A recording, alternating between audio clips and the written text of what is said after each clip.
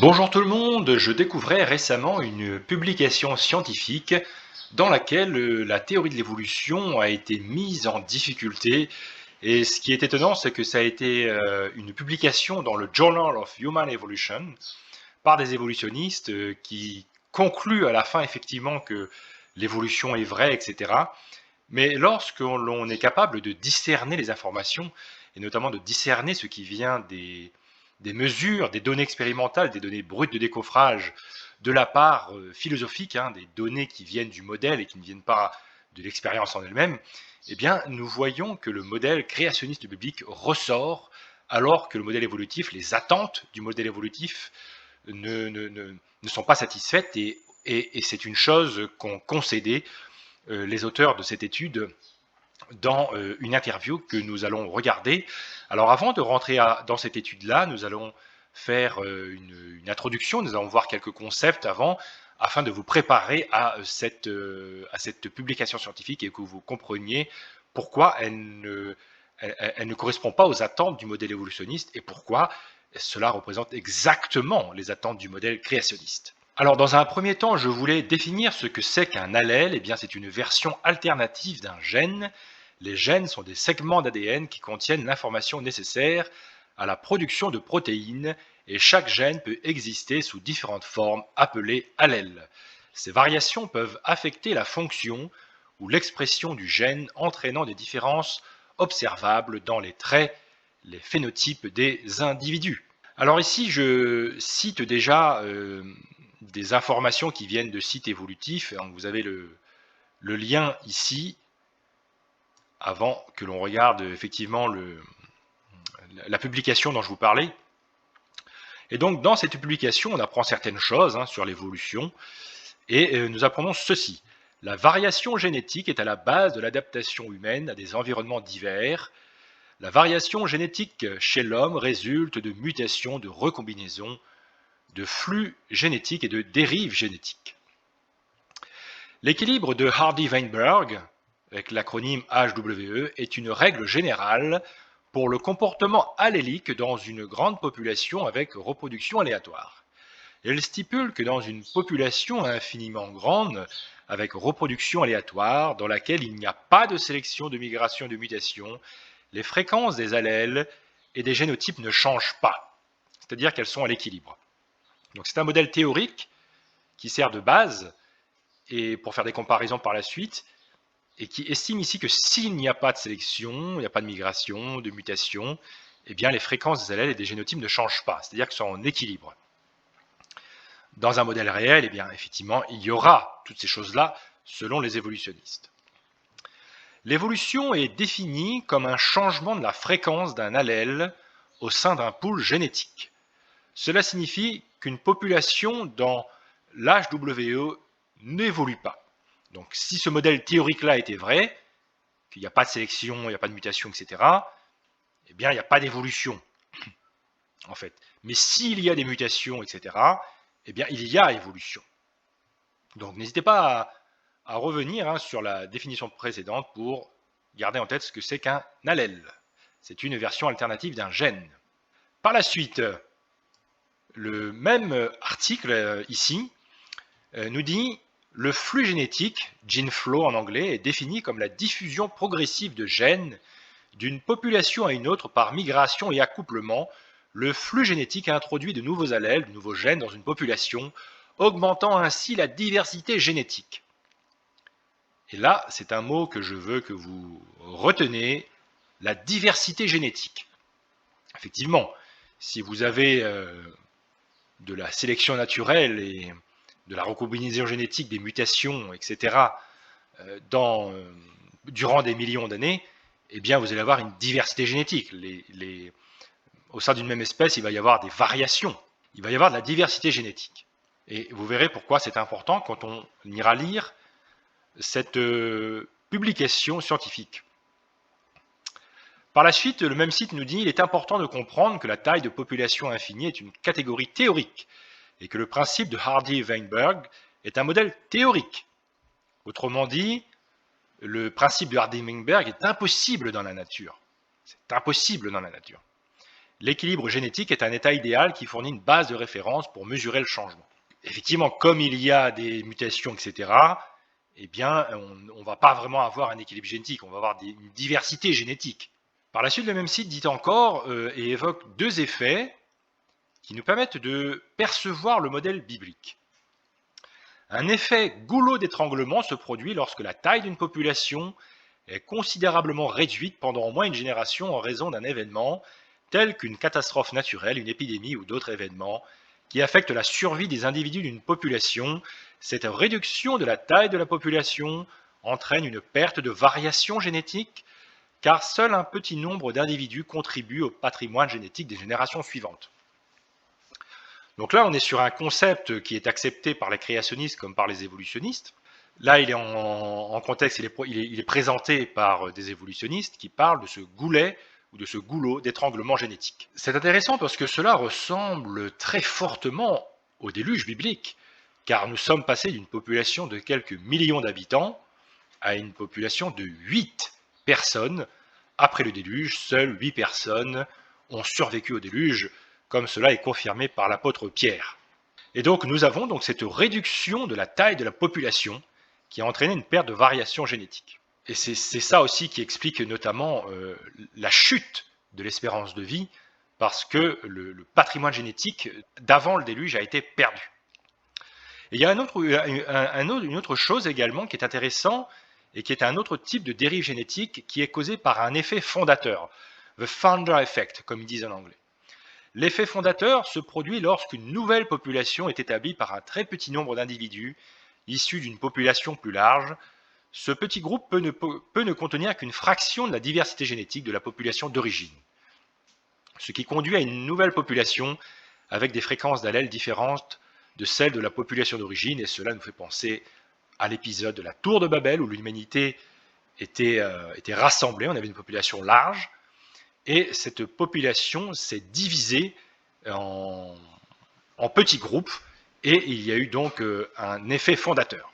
Donc vous voyez que quand on regarde les publications scientifiques, ou même les dires des évolutionnistes, eh bien on retrouve des choses qui correspondent au modèle biblique. Alors bien sûr, ils ne vont pas dire le modèle biblique est confirmé, Adam et Ève c'est vrai, retournons à cette croyance-là. Non, mais vous voyez que les données elles-mêmes s'adaptent très bien en fait au modèle biblique et correspondent très bien au modèle biblique. C'est ce à quoi on s'attend. Dans le modèle biblique, on a un goulot d'étranglement avec le déluge, et on a un effet fondateur avec l'épisode de la Tour de Babel.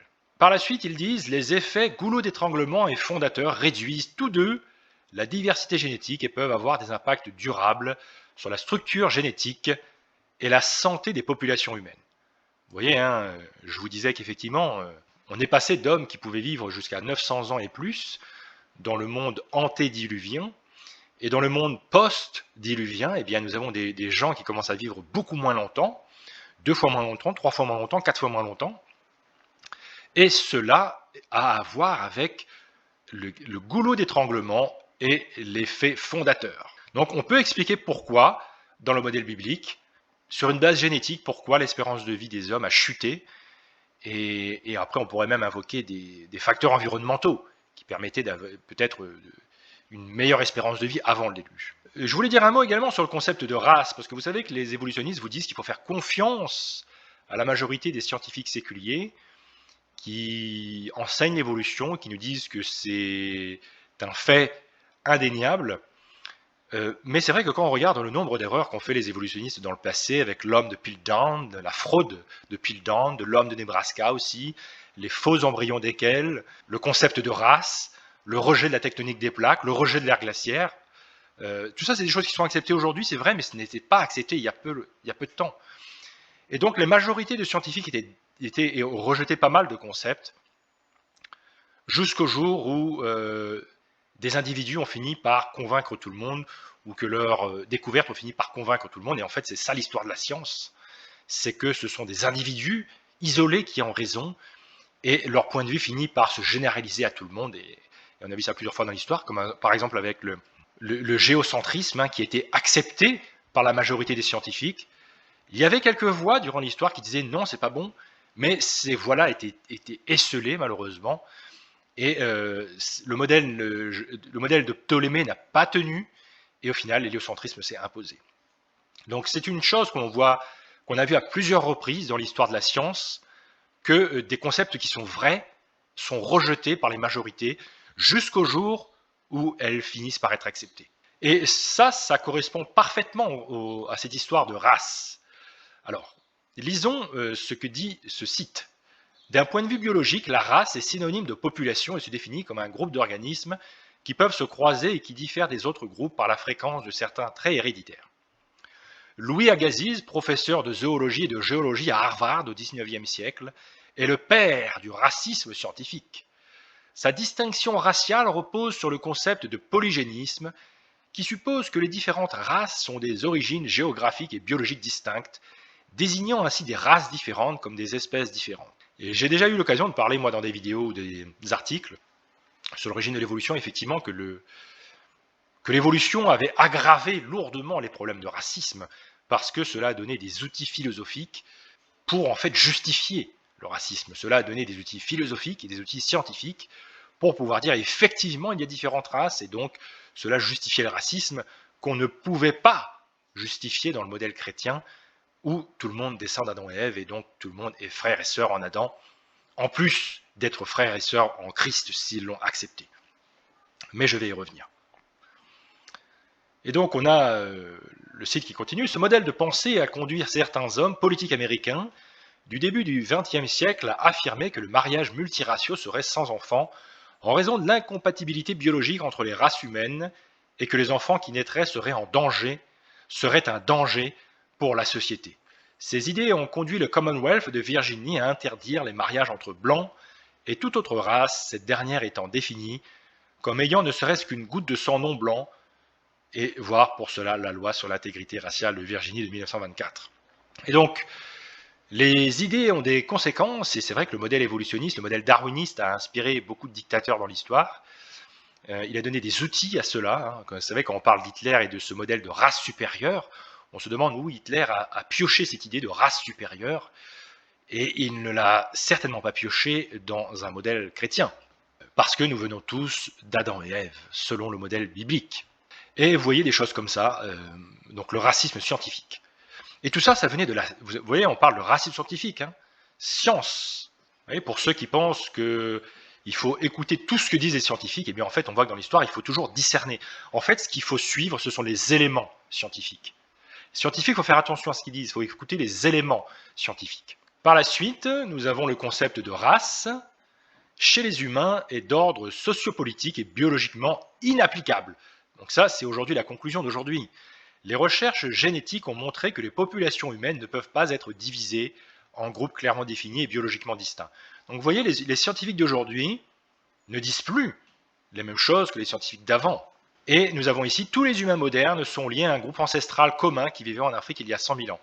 Donc vous voyez déjà, quand on vous parle des millions d'années, des milliards d'années, on a l'impression que c'est tellement loin du modèle biblique, mais là on est dans quelque chose comme 100 000 ans, la Bible c'est moins de 10 000 ans, on a l'impression qu'on est dans une échelle, dans un ordre de grandeur qui semble nous indiquer que la Bible n'est pas disqualifiée. Alors, voilà, et effectivement, Craig Venter, en 2000, il a fallu attendre l'an 2000 pour sortir du racisme scientifique. Ce n'est qu'en juin 2000 que Craig Venter, biotechnologiste et pionnier dans le séquençage de l'ADN, a déclaré « Le concept de race n'a aucun fondement génétique ou scientifique, et je rajouterais qu'il n'y a aucun fondement biblique. » Parce que, voyez ce que disait la Bible depuis des milliers d'années. Sans les milliards de dollars qui ont été utilisés pour toutes ces méthodes scientifiques qui ont analysé l'ADN. Il a fait que tous les hommes sortis d'un seul sang habitassent sur toute la surface de la Terre, ayant déterminé la durée des temps et les bornes de leur demeure. Vous voyez, d'un seul sang. Alors effectivement, à l'époque, on n'allait pas parler d'ADN, parce qu'on ne l'avait pas découvert. Vous savez, il y a des gens qui vous disent « Oui, mais la Bible ne fait pas de revendications scientifiques. » Elle ne fait pas de revendications scientifiques, mais elle fait de revendications historiques. Et donc là, elle dit historiquement, alors c'est tiré du livre de la Genèse, les Actes, c'est dans le Nouveau Testament, mais 1500 ans avant, on avait déjà écrit que les humains descendaient d'Adam et Ève, avec la généalogie, Adam, Seth, etc. Et on voyait effectivement que tous les humains venaient d'Adam et Ève, donc venaient d'un seul couple originel. C'est la même chose pour les animaux.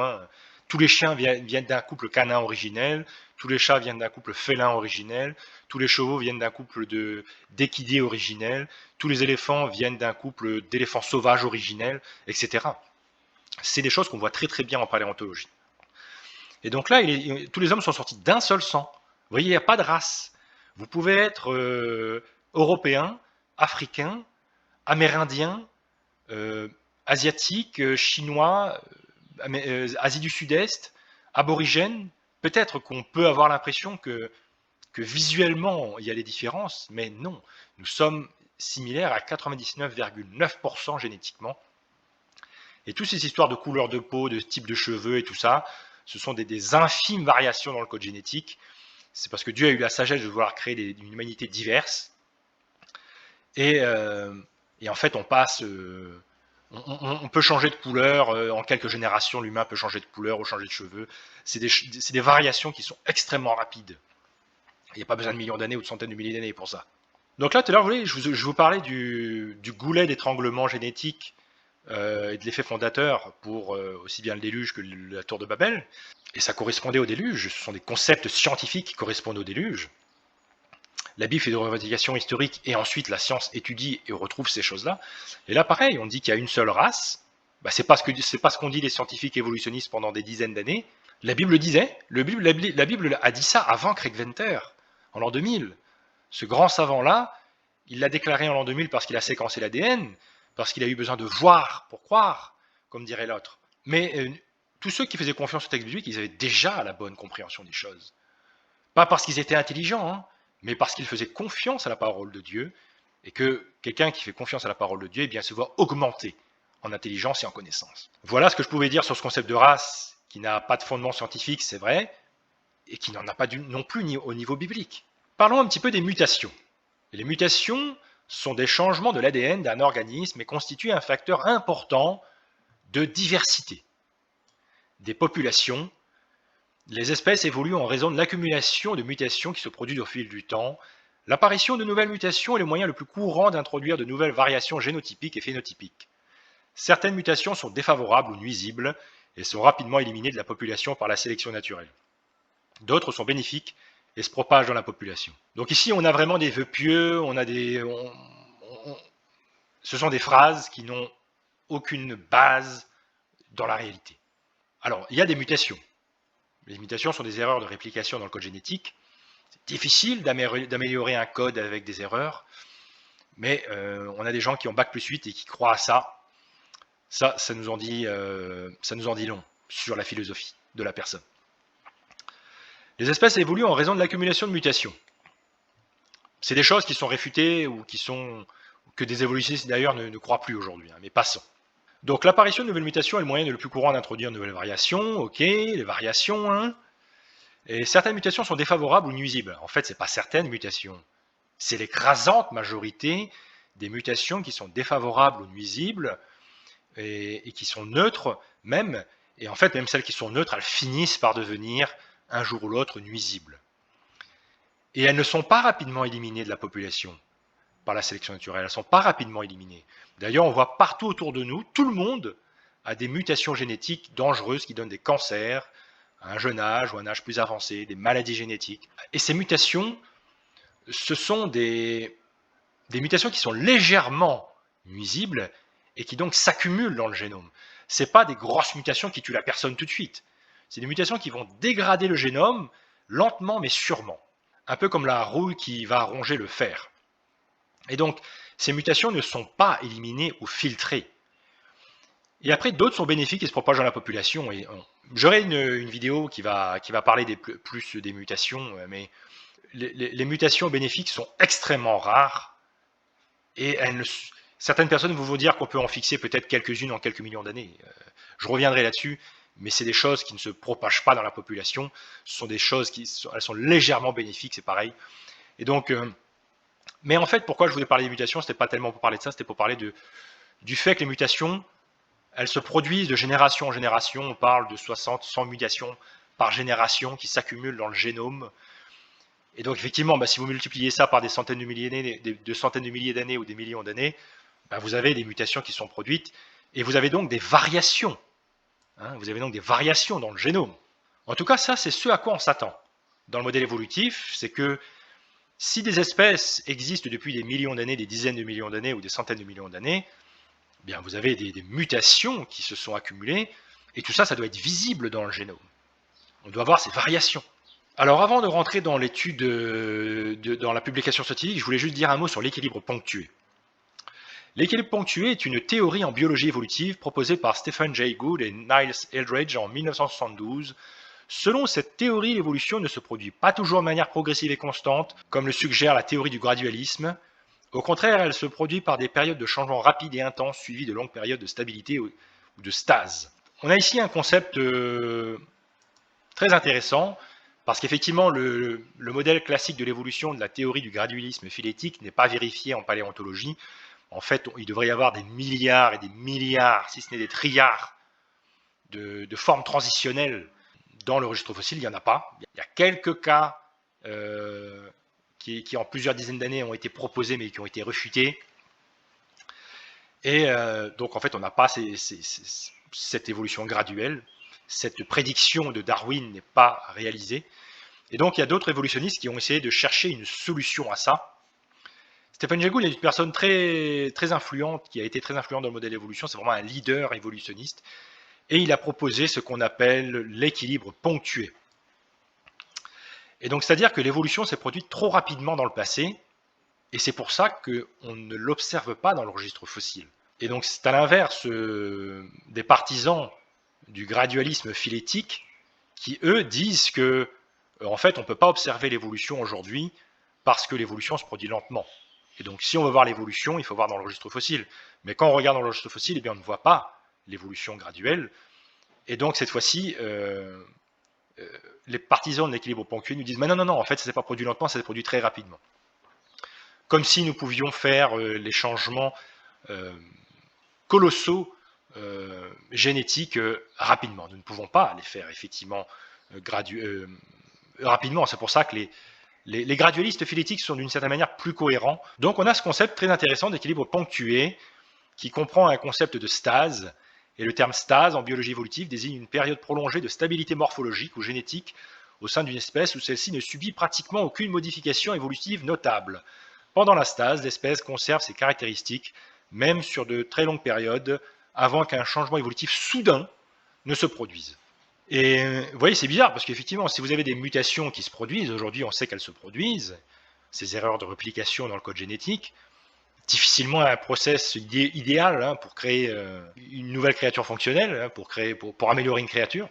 Tout cela, en fait, eh bien, ces mutations-là ne se vérifient pas dans le registre fossile, parce que vous avez donc un concept de stase, avec des créatures qui ne varient pas, même en l'espace de plusieurs centaines de millions d'années, comme le poisson selacanthe. Vous regardez dans le registre fossile aujourd'hui, ce sont des espèces qui sont extrêmement similaires. Il n'y a pas de... Vous voyez, c'est un peu comme il est dit ici, il y a une stabilité morphologique ou génétique, avec pratiquement aucune modification évolutive notable. Donc c'est comme s'il n'y avait pas une mutation en fait sur ces créatures-là. Si tant est qu'on estime que les mutations doivent produire ce que les évolutionnistes nous disent qu'ils produisent. Voilà, et maintenant nous allons passer à l'étude publiée en 2018 dans le Journal of Human Evolution par Stockler et Thaler. De quoi s'agit-il? Il s'agit de la plus grande étude de l'ADN jamais faite. Vous voyez? C'est quelque chose de... C'est pas rien, c'est la plus grande étude de l'ADN jamais faite, alors du moins à ma connaissance en 2018, est-ce qu'il y a eu des choses... voilà, je ne suis pas forcément au fait de tout, mais c'est une étude génétique extraordinaire. Les scientifiques ont étudié 100 000 espèces. Donc ça couvre vraiment toutes les catégories taxonomiques pertinentes. Donc il y a les humains dedans. Ils ont étudié l'ADN séparément dans les mitochondries. Basiquement, chez les humains et les animaux, il y a deux types d'ADN. L'ADN dans les cellules et l'ADN dans les mitochondries, qui sont les organelles dans les cellules qui produisent l'énergie. Petite définition de l'ADN mitochondrial. L'ADN mitochondrial est utilisé dans cette étude car il est hérité uniquement de la mère, sans recombinaison, ce qui le rend plus facile à analyser pour suivre les lignes évolutives et mesurer les divergences entre individus au sein d'une espèce.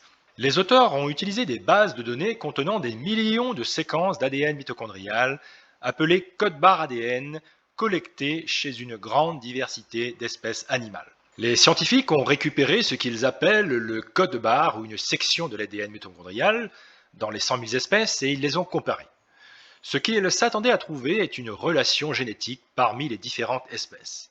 Les auteurs évolutionnistes ont été honnêtes et ont avoué être très surpris par les découvertes. Ils ont dû composer objectivement avec les découvertes.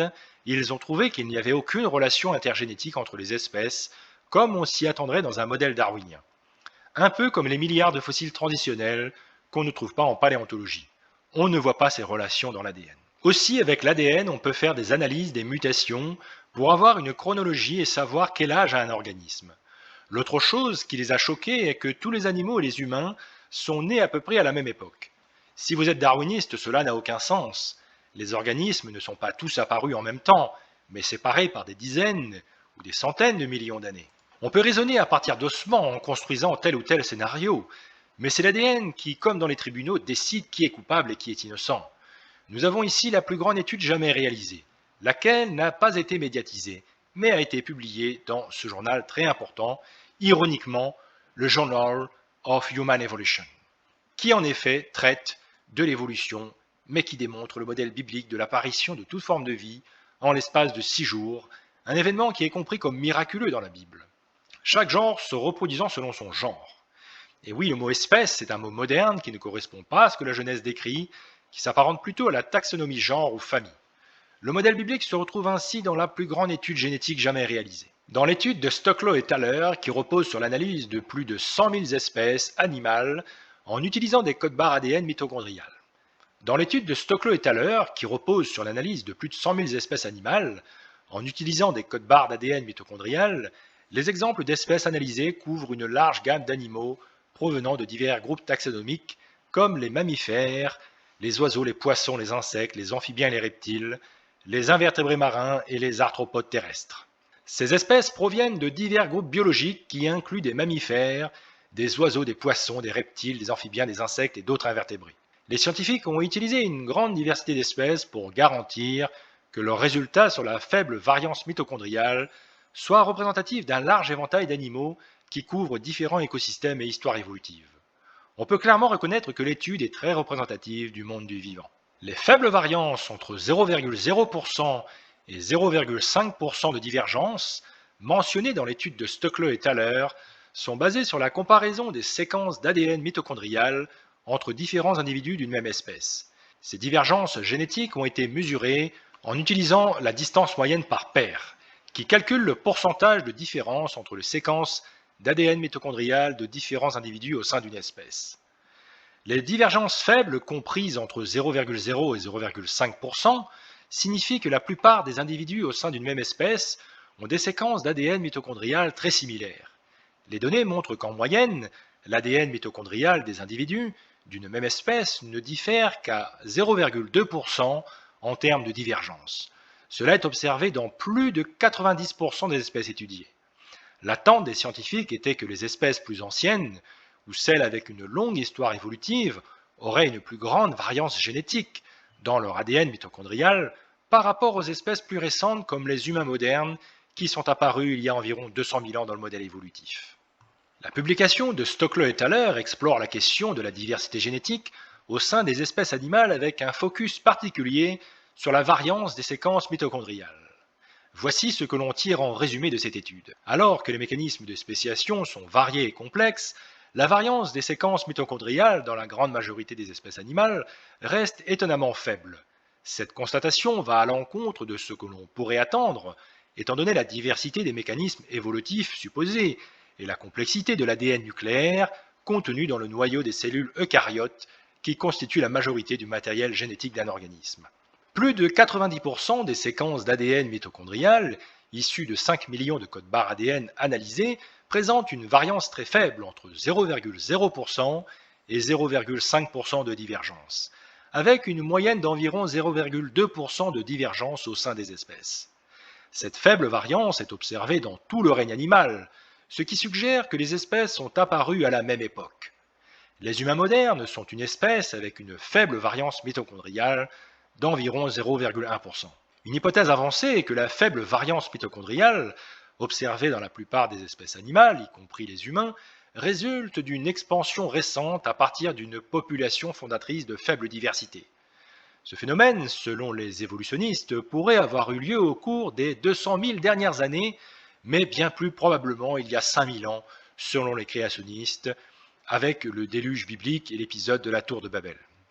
De manière intéressante, les évolutionnistes évoquent l'ère glaciaire pour favoriser l'expansion des populations, lequel est une caractéristique du modèle créationniste dans lequel le déluge a laissé les océans chauds et les continents froids, qui est le mécanisme pour déclencher une ère glaciaire. L'abaissement du niveau de l'océan aurait permis la dispersion des animaux et des humains sur toute la Terre depuis la Mésopotamie. Quid de l'évolution après cette découverte? Les auteurs de l'étude ont bien sûr émis des explications pour articuler ces résultats inattendus. Comme cela est souvent le cas, les évolutionnistes utilisent des dispositifs de secours et harmonisent, rationalisent les résultats pour qu'ils s'insèrent coûte que coûte dans la théorie de l'évolution. Toutefois, quelques pépites non rationalisées ressortent parfois de ces publications, comme lors de l'interview des scientifiques en question. Vous avez le lien de l'article ici, et il est dit dans cet article que je vous conseille de lire, c'est dans les manuels de biologie, par exemple, que les espèces avec de grandes populations, dispersées géographiquement, pensez aux fourmis, aux rats, aux humains, deviendront plus diversifiées génétiquement avec le temps. Vous vous rappelez de tout ce qu'on a vu au début de l'article sur la variance génétique, le fait que les mécanismes avancés de l'évolution, comme les mutations, la recombinaison, le flux de gènes, la dérive génétique, eh bien, tous ces mécanismes-là vont travailler durant des millions d'années, les génomes, et ils vont diversifier génétiquement les créatures. Et c'est ce qu'on voit en fait dans de nombreux manuels de biologie, dans les documentaires et à peu près partout où il est question d'évolution. Et en fait, c'est dans les publications scientifiques que vous avez le plus d'arguments positifs pour la création et négatifs pour l'évolution. C'est pas dans les manuels, etc., où là, c'est pas forcément très rigoureux. On reprend des informations, on estime qu'elles sont vraies, on les met dans le livre. Donc ici, on a celui qui a rédigé cet article-là, qui a fait cette interview, il dit, mais en principe, comme c'est dit dans les manuels de biologie, en principe, eh bien, les créatures deviennent diversifiées, plus diversifiées génétiquement avec le temps. C'est tout à fait ce qu'on attend dans le modèle évolutif. C'est ce qu'on a vu au début de cette vidéo, mais vous avez vu que ce n'est pas ce qu'ils ont trouvé dans cette publication scientifique de 2018. Ils n'ont pas trouvé ça. Et voyez ce que répond l'un des deux scientifiques, auteur de cette publication scientifique, qui est interrogé. Il répond à l'inverse de ce qui est dans les manuels de biologie. Eh bien, ce scientifique répond « La réponse est non », a déclaré Stoklow, auteur principal de l'étude, publiée dans la revue Human Evolution. C'est l'ironie du sort que c'est publié dans le Human Evolution. Il continue, pour les 7,6 milliards de personnes sur Terre, les 500 millions de moineaux domestiques ou les 100 000 bécassos, la diversité génétique est à peu près la même. Et effectivement, si vous avez des créatures qui ont apparu il y a des dizaines et des centaines de millions d'années, vous devriez avoir une diversité génétique beaucoup plus importante que les créatures récentes, comme les êtres humains, qui sont censés être arrivés il y a 100 ou 200 000 ans, comme on l'a vu de la part des évolutionnistes. Pourtant, la diversité génétique des êtres humains et la diversité génétique de 100 000 espèces d'animaux, qui représentent tous les groupes taxonomiques, est la même. Donc on n'a pas l'impression que vous avez des créatures vieilles ou des génomes vieux et des créatures jeunes et des génomes jeunes. Ça ne ressort pas, en fait, des données purement empiriques. Et donc ça, c'est pas sans nous faire penser, une fois de plus, au modèle biblique, où toutes les créatures, que ce soit les animaux marins, volants, terrestres, tous ces animaux, toutes ces créatures et les humains, tous apparaissent en l'espace de 6 jours. Littéraux, je précise, parce que les interprétations de jours symboliques sont complètement inconsistantes avec le texte biblique. Donc là, vous voyez que ça répond aux exigences du modèle biblique. Les scientifiques disent qu'ils ont été surpris par ce qu'ils ont découvert, pas les créationnistes. Pour les créationnistes, on s'attend à ce que la diversité génétique est la même, parce que c'est le modèle biblique qui ne le dit pas directement, mais qui l'implique, puisqu'il dit que toutes les créatures sont arrivées en l'espace de quelques jours. Ça continue, cet article. Le résultat le plus surprenant de l'étude est peut-être que 9 espèces sur 10 sur Terre, aujourd'hui, y compris les humains, sont apparues il y a 100 000 ou 200 000 ans. Et le scientifique répond, cette conclusion est très surprenante, et je m'y suis opposé autant que j'ai pu, a confié tout à l'heure à l'AFP. Vous voyez à quel point ils sont surpris, et il s'y est opposé à ça. Ça me fait penser à Marie Schweitzer quand elle avait trouvé les tissus mous dans le fémur d'un tyrannosaure. Et effectivement, la biochimie nous dit que le biomatériel, le matériel organique se décompose en quelques milliers d'années. Le laboratoire nous dit ça. Et donc effectivement, si vous trouvez du matériel organique sur des fossiles de dinosaures, alors qu'ils ont 65 millions d'années ou plus, eh bien, vous ne vous attendez pas à trouver du matériel organique parce que la chimie vous dit froidement et brutalement que ça ne résiste pas autant d'années. Et c'est pour ça que dans Jurassic Park, d'ailleurs, ils utilisaient de l'ADN de grenouille pour reconstruire l'ADN des dinosaures, parce qu'en fait, ils ne pensaient pas que l'ADN pouvait se maintenir autant d'années. Il fallait chercher ça chez les grenouilles. Et en fait, chez les créationnistes, on pense que si les découvertes de biomatériel dans les fossiles de dinosaures avaient été connues avant le film Jurassic Park, massivement connues, eh bien en fait, ils auraient créé un scénario différent dans le film. Ils n'auraient pas eu besoin de faire appel à l'ADN des grenouilles. Mais c'est un aparté. Et donc, vous voyez ce que dit l'auteur de l'article, cette réaction est compréhensible. Comment expliquer que 90% de la vie animale, et d'ailleurs l'article parle de plus de 90%, comment expliquer que 90% de la vie animale, génétiquement parlant, soit à peu près du même âge? Comment répondre à cette question? Comment répondre à cette question que pose l'évolutionniste? Effectivement, on peut donner des réponses évolutionnistes, on peut créer toutes sortes de scénarios, mais nous pouvons faire appel à une autre source d'information pour apporter une réponse que voici. Exode chapitre 20, verset 11, « Car en 6 jours, l'Éternel a fait les cieux, la mer et tout ce qui y est contenu. » Et là, vous pouvez répondre à la question sans spéculation. Vous pouvez répondre à cette question, comment expliquer que 90% de la vie animale, génétiquement parlant, soit à peu près du même âge? Eh bien la réponse toute simple, qui était sous nos yeux, un peu comme le concept de race, je vous avais dit que dans le modèle créationniste, dans le modèle biblique tout court, eh bien en fait on s'attend à ce qu'il n'y ait qu'une seule race, issue d'un seul sang, comme le disait l'inspiré l'apôtre Saint Paul. Et ici c'est pareil. Ce que découvrent les évolutionnistes est la réalité du modèle biblique, qui est tout simplement la réalité tout court. Parce que l'Éternel a créé en 6 jours, donc vous ne vous attendez pas à ce qu'il y ait de la variance génétique au sein des espèces, plus de variance pour les espèces qui sont arrivées il y a des centaines de millions d'années, et moins de variance pour les espèces qui sont arrivées il y a quelques milliers d'années. On ne s'attend pas à ça dans le modèle biblique. On s'attend à ce que tout le monde y arrive en même temps, donc tout le monde est à peu près pareil en termes de variance. Donc, c'est comme ça que l'on voit le modèle biblique créationniste dans les publications scientifiques des évolutionnistes, ironiquement dans le Journal of Human Evolution.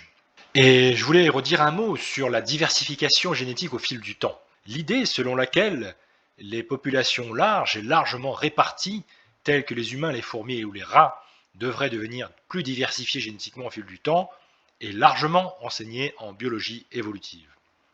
Ce concept repose sur plusieurs facteurs tels que les mutations, le flux génétique et la sélection naturelle, qui sont censés introduire de nouvelles variations génétiques dans les grandes populations.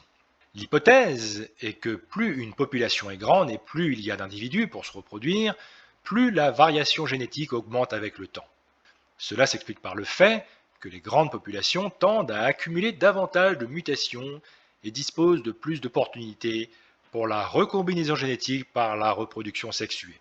Par exemple, dans les manuels de génétique des populations, il est souvent souligné que les mutations, qui sont une source clé de diversité génétique, se produisent de manière aléatoire et s'accumulent au fil des générations. De plus, le flux génétique, le mouvement des individus entre les populations, peut introduire de nouvelles variations génétiques. On s'attend généralement à ce que dans les grandes populations, l'effet de la dérive génétique les fluctuations aléatoires des fréquences alléliques soient minimisées, permettant à davantage d'allèles de persister, augmentant ainsi la diversité. Et donc, en résumé de cette vidéo, qu'avons-nous démontré? Eh bien, qu'il n'y a qu'une seule race d'hommes selon le modèle biblique. Visiblement, la science dit la même chose. Alors, la science, elle le dit à moyen d'outils scientifiques, alors que la Bible le dit au moyen de la méthode historique. Tous les animaux et les hommes sont apparus en même temps. Ben, c'est ce qu'on voit avec le faible niveau de variance génétique. On n'a pas l'impression que les animaux sont apparus longtemps avant les hommes. Ça, ce sont les données brutes et méchantes qui nous le disent. On a un concept de stase en paléontologie. C'est un concept qui vient des évolutionnistes eux-mêmes, avec les partisans de l'équilibre ponctué, qui ont essayé de résoudre le problème de l'absence des trilliards de fossiles transitionnels dans le registre fossile. Et enfin, nous avons découvert également, dans la méthode scientifique, le goulet d'étranglement génétique, lequel est reflété par la méthode historique de la Bible avec le déluge de Noé. Donc c'est comme ça qu'on travaille dans le modèle créationniste, on part de ce que dit la Bible honnêtement, on ne cherche pas à arranger les choses, on ne cherche pas à arrondir les angles, ce que la Bible dit, elle le dit. L'interprétation littérale de la Genèse et sur le fait que la mort soit entrée dans le monde après le péché d'Adam et Ève, et qu'il n'y a pas eu des millions d'années de mort et de souffrance avant le péché d'Adam et Ève. Dieu a créé un monde parfait, on le voit dans Ésaïe 11.6. Il a donné l'éternité tout de suite à ses créatures, il a donné le meilleur de lui-même tout de suite à ses créatures, un monde parfait. Il a lui-même dit que c'était très bon à la fin de Genèse 1, aucun défaut, pas de Satan qui était déjà mauvais, pas de cancer, pas de mort, pas d'animaux qui s'entre-déchiraient. D'ailleurs, le Genèse parle d'un régime végétarien pour les animaux et les humains. Et ce régime a changé après le déluge, comme déclaré par l'Éternel lui-même. Et donc cette interprétation littérale de la Genèse, qui est fidèle à l'interprétation de toutes les églises durant l'histoire, parce qu'on sait que historiquement les théories relativistes de la Genèse sont apparues au XIXe siècle et au XXe siècle, pour ce qui est de l'hypothèse structurelle, pour répondre aux assauts des évolutionnistes et pour essayer d'harmoniser Bible et évolution. Pas harmoniser Bible et science, parce que Bible et science sont déjà harmonisées, mais pour harmoniser Bible et évolution. Ça, par contre, ce n'est pas harmonisable. Et donc, on regarde ce que dit la Bible, honnêtement. On ne va pas dire qu'il y a un texte littéral et symbolique. Et après, une fois qu'on a ces données-là sur du texte, on va regarder sur le terrain. Est-ce que sur le terrain, ça correspond à ce que dit le texte biblique? Eh bien, comme vous le voyez, les données du terrain, comme on le dit, eh bien, suggèrent le modèle biblique. Et j'aurai l'occasion parce que j'ai encore beaucoup de choses à dire, sur l'étude de l'ADN mitochondrial, sur la dent du chromosome Y, etc. Il y a encore beaucoup de choses à dire. Mais en fait, on retrouve le modèle biblique. Par exemple, on dit que le berceau des civilisations est en Mésopotamie. Ah, tiens, eh bien, l'humanité s'est dispersée à Babel en Mésopotamie dans le modèle biblique. Quand vous remontez à l'origine des langues, quand vous remontez aux grandes familles de langues, eh bien, vous allez trouver quelques dizaines de langues qui sont tous proches de la Mésopotamie et qui se sont dispersées dans le monde après. Donc, la matrice de preuve est écrasante, comme les légendes du déluge partout dans le monde. Ça semble indiquer que les descendants de Noé, eh bien, ont gardé l'histoire du déluge. Après, bien sûr, le folklore et le polythéisme est venu corrompre certains de ces récits, le bon récit étant conservé dans la Genèse. Il y a des légendes de la tour de Babel aussi, dans la création des langues, partout dans le monde. Tout ça, ça semble inspiré, c'est des preuves externes à la Bible, et ça confirme le modèle biblique. Et c'est intéressant qu'après, à partir de Genèse 12 et à partir d'Abraham, eh bien, l'histoire d'Abraham, on ne la retrouve plus dans le monde entier. C'est-à-dire que Genèse 1.11, les éléments de Genèse 1.11, on les trouve dans le monde entier. Regardez les caractères chinois, on a des éléments de la Genèse dedans, de la création. Mais par contre, à partir de Genèse 12, l'histoire biblique devient beaucoup plus localisée en Mésopotamie et sur Abraham. Et en fait, dans tous les peuples du monde, à travers les différentes nations, eh bien, on n'a pas de légende d'Abraham, de légende amérindienne, chinoise, qui ressemble en fait à une légende d'Abraham. Pourquoi? Mais parce qu'effectivement, à partir de ce moment-ci, l'histoire d'Abraham est localisée en Mésopotamie et les Chinois et les Amérindiens n'ont aucune connaissance de cette histoire. Par contre, quand il s'agissait du déluge ou de la création ou de la tour de Babel, les descendants de Noé avaient le souvenir de ces événements-là. Ils les ont amenés avec eux en Chine, en Amérique, etc. Et donc cela compose également des preuves. Comme je vous dis, hein, j'ai encore pas mal de choses à dire, mais il va falloir s'arrêter sur cette vidéo. Et je voulais terminer presque avec cette mention rigolote que les auteurs de cette publication scientifique, hein, Stoklow et Thaler, ont rajouté, en décembre 2018, ils ont rajouté une note dans leur publication, et moi je me pose la question, est-ce qu'ils sont inquiets? Cette étude s'appuie sur l'évolution darwinienne et la soutient fermement, y compris la compréhension que toute vie a évolué à partir d'une origine biologique commune sur plusieurs milliards d'années. Ce travail suit les vues dominantes sur l'évolution humaine. Nous ne suggérons pas qu'il y ait eu un seul Adam ou une seule Ève. Nous ne suggérons pas d'événements catastrophiques. Et donc, pour moi, c'est excellent de pouvoir lire ça, parce qu'en essayant de condamner quelque chose, de rejeter cette chose, eh bien, vous la viabilisez d'une certaine manière. Vous voyez, qu'est-ce que Adam et Ève ont à faire dans une publication scientifique, diraient beaucoup, mais pourtant c'est dans la publication scientifique. C'est la première chose qui apparaît dans la publication scientifique, c'est ce message-là. Tout de suite, quand vous commencez à lire cet article scientifique, que vous pouvez retrouver, hein, dès que vous commencez à le lire, ils vous disent ça. Il n'y a pas eu d'Adam, il n'y a pas eu d'Ève, il n'y a pas eu d'événement catastrophique, sous-entendu, il n'y a pas eu de déluge de Noé. Mais c'est vrai que les données brutes de décoffrage qui ressortent de cette étude, de Stoklow et Thaler, sur 100 000 espèces, suggèrent Adam et Ève, suggèrent le déluge biblique. Et donc ils essayent de contrer ça. Mais, comme dirait Jésus, l'écriture ne peut être anéantie. À tous qui regardez cette vidéo, je ne me fais pas d'illusions sur le fait que tous acceptent ça, beaucoup le rejettent, mais je dois quand même prêcher ce message, chacun en fera ce qu'il veut. Mais voici, parmi tous les passages qui peuvent parler du retour du Christ, voici ce passage dans Matthieu 25. Lorsque le Fils de l'homme viendra dans sa gloire avec tous les anges, il s'assiera sur le trône de sa gloire, toutes les nations seront assemblées devant lui, il séparera les uns avec les autres comme le berger sépare les brebis d'avec les boucs, et il mettra les brebis à sa droite et les boucs à sa gauche, hein, ce qui est une pratique de l'Antiquité. Alors le roi dira à ceux qui seront à sa droite, « Venez, vous qui êtes bénis de mon Père, prenez possession du royaume qui vous a été préparé dès la fondation du monde. » Ensuite, il dira à ceux qui seront à sa gauche, « Retirez-vous de moi, maudits, allez dans le feu éternel qui a été préparé pour le diable et pour ses anges. » Donc il y a deux choix en fait dans la vie à faire, deux choix les plus importants à faire, enfin un choix. Soit vous êtes à la droite du Christ lors de son retour, soit vous êtes à sa gauche.